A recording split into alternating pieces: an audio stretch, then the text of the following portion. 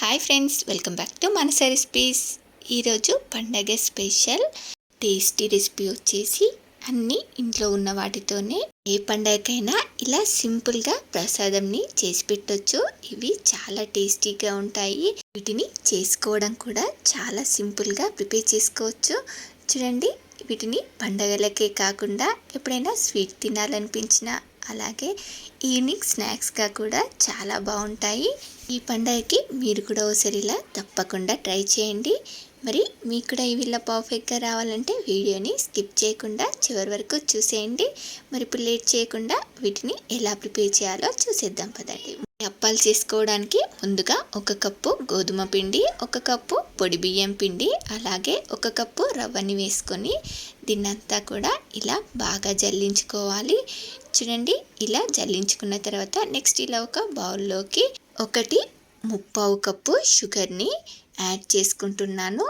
Sweet తక్కువగా తినేవారైతే 1.5 cup sugar వేసుకుంటే సరిపోతుంది. అలాగే ఒక 4 కప్పుల వాటర్ని యాడ్ చేసుకుంటున్నాను. పిండి రవ్వ అన్నీ కలిపి 3 కప్పులు అయ్యాయి కదా, 1 కప్పు ఎక్స్ట్రా వాటర్ని యాడ్ చేసుకొని దీన్ని ఇలా మరిగించుకోవాలి. ఇది మరుగుతున్నప్పుడు 1/2 teaspoon salt, 1/2 teaspoon ఇలాచీ పౌడర్, 1 టేబుల్ స్పూన్ నెయ్యిని యాడ్ చేసుకొని దీన్ని ఇలా మరిగించుకున్న తర్వాత మంటని సిమ్లో పెట్టేసి మనం ఇందాక జల్లించి పెట్టుకున్న పిండిలని యాడ్ చేసుకొని దీన్నంతా కూడా ఇలా బాగా కలిసేలాగా పిండి ముద్దలేమి లేకుండా ఇలా సాఫ్ట్గా అయ్యేంత వరకు బాగా మిక్స్ చేసుకోవాలి.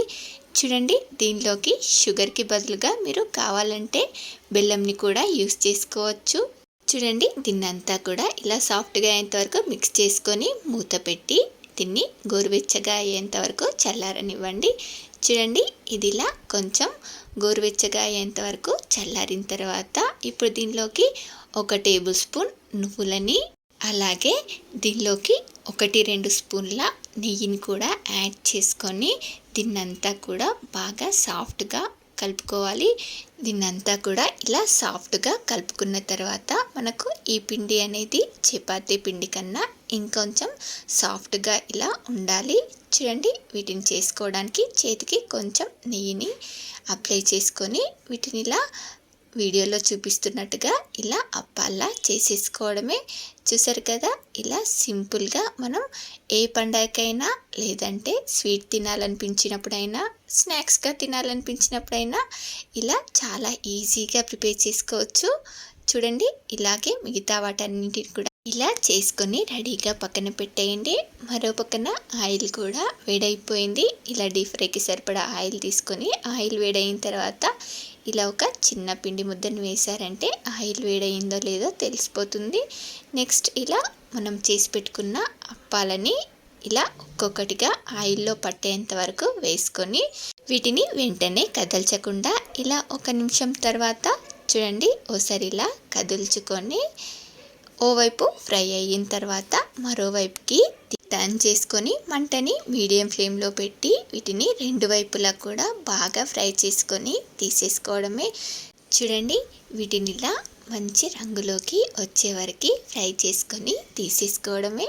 చూసారు కదా, ఇలా సింపుల్గా ఎప్పుడు కావాలంటే అప్పుడు ఇంట్లో ఉన్న వాటితోనే అప్పటికప్పుడు ఇలా ప్రసాదంగా కానీ అలాగే స్నాక్స్గా కానీ ఎప్పుడైనా స్వీట్ తినాలనిపించినప్పుడైనా ఇలా సింపుల్గా టేస్టీగా చేసుకోవచ్చు. మరి ఇలా సింపుల్గా చేసుకునే ఈ టేస్టీ రెసిపీ మీకు కూడా నచ్చిందా?